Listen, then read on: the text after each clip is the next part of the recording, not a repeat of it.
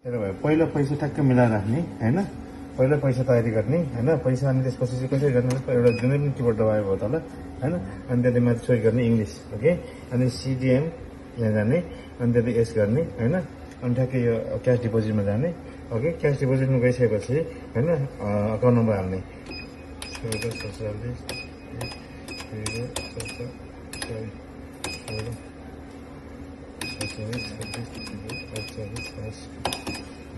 गएपछि तपाईँले एस गरिदिने, खुल्छ अब,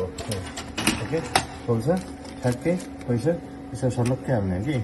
सलक्कै हाल्ने, अनि त्यहाँदेखि यहाँबाट यहाँ कन्फर्म गरिदिने, ओके, कन्फर्म गरिदिने, एकदम फास्ट हुन्छ कि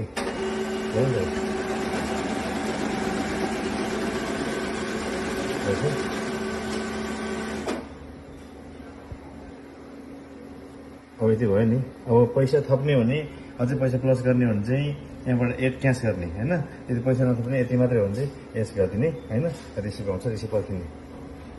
एस गर्ने रिसिभ पर्खिने।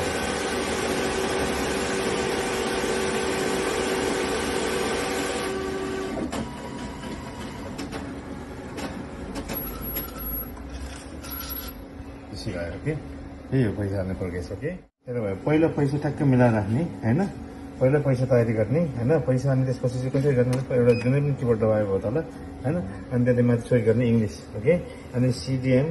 यहाँ जाने, अनि त्यहाँदेखि एस गर्ने होइन, अनि ठ्याक्कै यो क्यास डिपोजिटमा जाने, ओके, क्यास डिपोजिटमा गइसकेपछि होइन अकाउन्ट नम्बर हाल्ने 16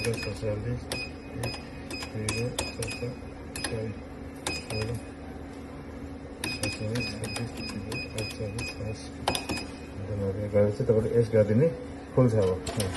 ओके, खुल्छ ठ्याक्कै पैसा यसो सलक्कै हाल्ने हो कि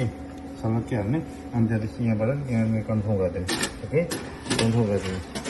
एकदम फास्ट हुन्छ कि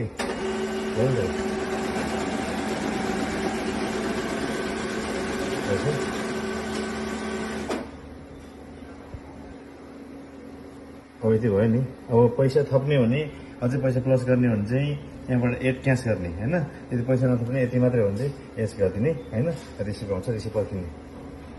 एस गर्ने रिसिभ पर्खिने।